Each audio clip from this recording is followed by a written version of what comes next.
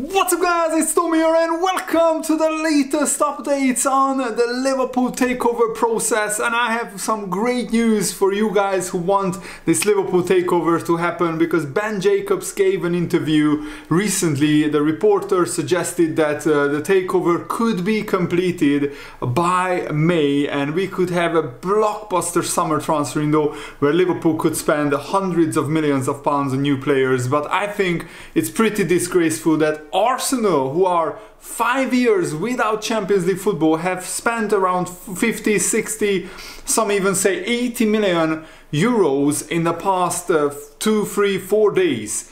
How can Arsenal even outspend Liverpool when Liverpool have been to 3 Champions League finals in 5 years and we have the highest commercial revenue in the Premier League, of course alongside Manchester City, who are cooking their books.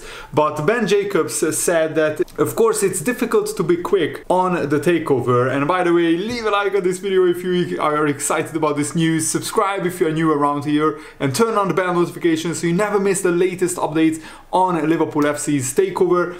He said, I think the first thing to say is takeovers take time and the process has not developed to the point where we can definitely say, for example, there is a preferred bidder or even strategy. So FSG are open to a minority sale or a full sale as well, and therefore there are a range of suitors and investors both expressing interest, and they have already expressed interest, and the likely next step is that they will be put on a short list to FSG, and then the strategy of either for sale or minority investment will be established. It's not as clear cut as it is with the Glazers and Man United, who would prefer a full sale, but they are also looking at both options. In February we are going to start getting declarations of interest, particularly if it's an outright sale. Minority investment might be a little bit more secretive. Usually after that point a preferred bidder or investor is chosen. They enter into an exclusive period where FSG exclusively negotiates with that bidder, and at the moment, at the time of making this video, that the bidder most likely will be Qatari investors. Due diligence takes place, and then perhaps by April or May, if the talks move fast, we could have new investment and new owners in place. If it's a full sale, it might be a little bit slower than the Manchester United timescale. The thing that people always want to know is suitors, and generally the noisier the suitor, the less substance there is to it. So don't be surprised if someone creeps out of the woodwork and they are a bit more silent. So as I exclusively revealed, Sir Martin Broughton, the English businessman, is not in the race to buy Liverpool. He wants to buy Manchester United, but that's not to say that Harris Blitzer, who combined with Broughton trying to buy Chelsea, won't explore a stake in either Liverpool or Manchester United, because they do want a Premier League asset. I sense unless they combine with a new partner, they would prefer minority investment to a full sale. And this is a very welcome news to many Liverpool fans who want investment into the football club, because I think it's absolutely disgraceful how FSG have neglected Liverpool in the last few years. I mean, one midfielder signed in the past 4 years shows total and utter negligence. And after the Super League fell through and it didn't happen, and John W. Henry had to make an apology video on Liverpool's YouTube channel, I think they checked out pretty much, and they just let Liverpool go stale and go stagnant. They aren't investing any money into the football operation side of things, and I think Liverpool will be left behind unless this takeover goes through, because Arsenal are spending like they are already in the Champions League. Chelsea are spending absolutely crazy amount of money. Every day it looks like Chelsea have signed a new player. It's absolutely bonkers what Chelsea is doing in the January transfer window, and they are now spending £500 million in the past 6 months.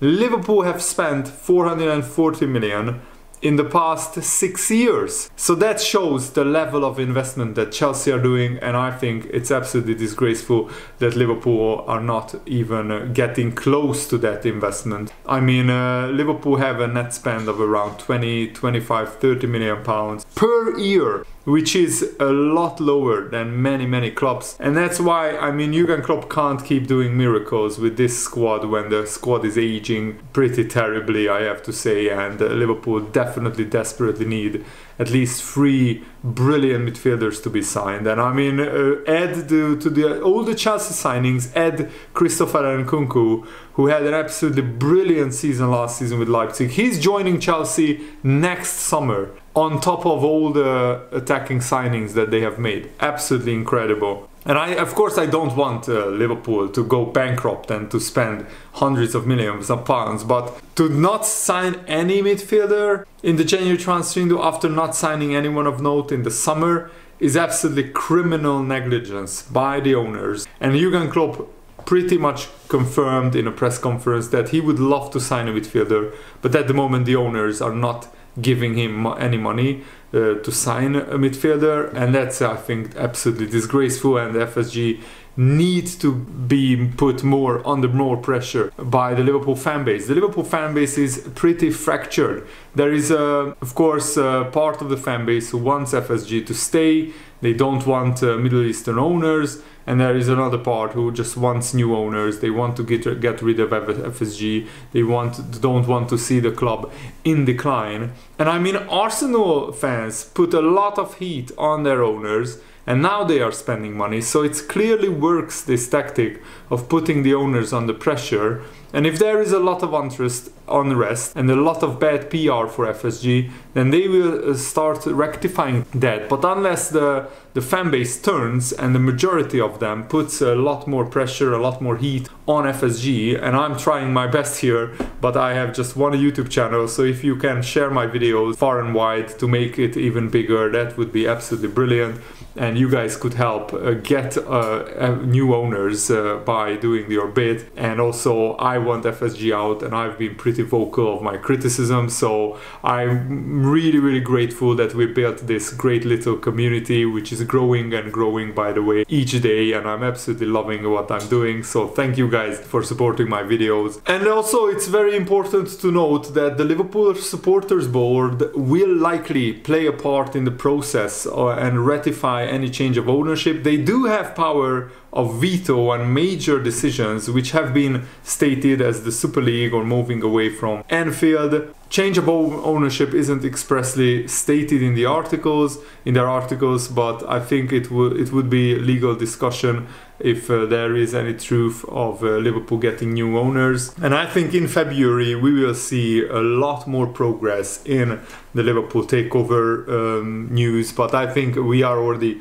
making progress by more and more bidders coming out of the woodwork and revealing that they are interested in buying Liverpool. At the moment, it looks like a new owner at Liverpool would have to take over the rebuilding process, and that would not be a very appetizing prospect if the team fails to reach the Champions League. But I think still, if the right owner comes in with the right amount of money, then they would certainly help the rebuild process. I mean, look at Arsenal. They made some brilliant signings in the past 2 years, and they are now top of the league, and it looks like they will have a hell of a chance to even win the Premier League title, their first title in like 20 years. And it's pretty clear that the midfield needs energy, and we need it now. So to wait 1 full year to sign a midfielder is absolutely criminal negligence by FSG. I keep saying it, but it's so frustrating seeing your rivals who are, who were 30 points behind Liverpool. I mean, Chelsea and Arsenal were also rans in the past 2 or 3 seasons behind Liverpool. And now they are, signing great players. Arsenal are now 20 points ahead of Liverpool, which was unthinkable just 1 year ago. And I will never understand why FSG can't match Arsenal's spending. When, as I said, Arsenal haven't been in the Champions League for the past 5 years. They even played one season where there was absolutely no European football for Arsenal. Yet they somehow can outspend Liverpool. Even in the January transfer window, they outspent us In the summer transfer window, they outspent us last summer's transfer window, and they are outspending us in the January transfer window. And I think Jurgen Klopp also has to put some pressure on the owners. He's a very loyal man, and at the moment, you know, hasn't publicly criticized the owners, but he hinted in his press conferences that that Liverpool have a problem with signing the right kind of players, and Jurgen Klopp has to keep, of course, certain players in the team after they showed a lot of improvement against Wolves. Naby Keita, Joe Gomez, Harvey Elliott, I would start them against Chelsea.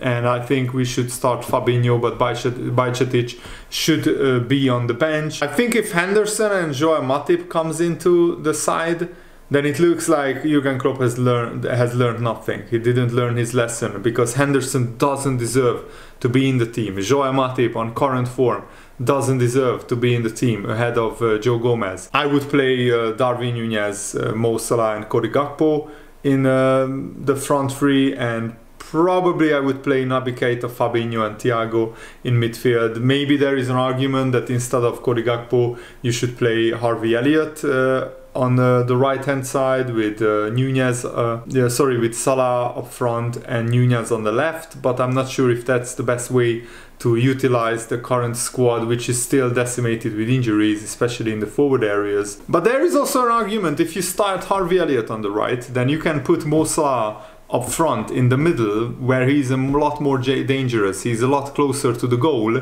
and he can affect the play a lot more, and he can score goals and be more threatening, because when Salah is out on the wing, then he's not really that dangerous. But here is a fact for you guys. Since Jurgen Klopp took over, Liverpool have spent £676 million with a net spend of 307 million. That's across 14 transfer windows. So 7 years, 14 transfer windows, just 300 million in net spend in 7 years. Imagine what a difference another 200 million across that time would have given Liverpool, would have made so much difference. Instead, FSG made the club spend it on the new stadium, new training ground, to grow the value of Liverpool FC, and not to make Liverpool the most successful football club possible. Because when we were winning Champions Leagues, when we were winning the Premier League title, when we were getting to Champions League finals, that's when FSG should have strengthened even more. Instead, we signed a backup goalkeeper, we signed a younger centre-back like Sepp van den Berg, and we didn't make any other transfers. And yes, after that season, we made a brilliant run. We won the Premier League title after winning the Champions League title. But not spending for multiple seasons catches up with you eventually, especially in the richest league in the world, the Premier League, where the clubs have the most money, and they also have the best managers and the best infrastructure and everything. So if you don't spend, sooner or later it will catch up with you, and that's really, really painful to see, and really, really frustrating. Just to mention a few players that Chelsea are signing. They are signing Madueke for around 40 million. They spent 88 million on Mudryk, who is only a talent. He's not a proven player yet. They signed Joao Felix for 9 million pounds.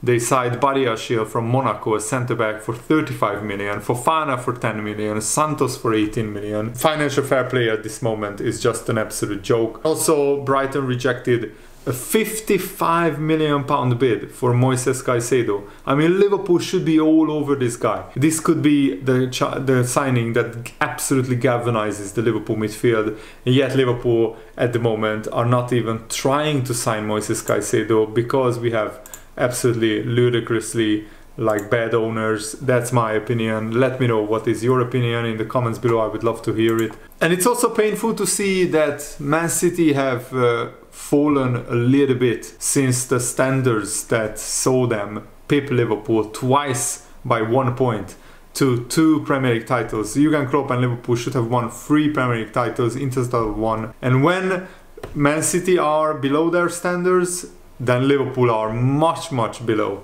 their usual standards. And that's why it's even more frustrating and hurting me that we are not strengthening the team, because in this season we should have been up there with Arsenal, with a proper midfielder signing or two in the past 2 years. We should have been up there with Arsenal, or even maybe even level with Man United just chasing Manchester City at the moment, and it's inevitable that sooner or later you will drop off. You can't just keep producing these 90-95 point seasons without like rebuilding the side, and when you rebuild the side, inevitably there will be inconsistent seasons. I'm fine with that. I would be just happy with Arsenal level of spending. I don't even want Liverpool to spend money like Man City or Chelsea are doing at the moment. I would be happy with the level of investment that Arsenal are doing. They don't have Champions League football. What's your excuse, FSG, for not spending money? You are in the 3 Champions League finals in 5 years.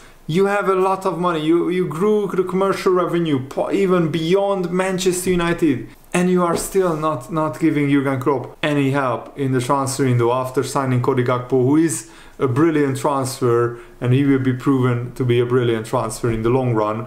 But we need a midfielder signing. That's my opinion, and we need it now. We needed it last summer. We needed it on January the 1st. We need it now. Let me know your thoughts in the comments below. Thanks for watching, guys. Have a nice day. See you later. Goodbye.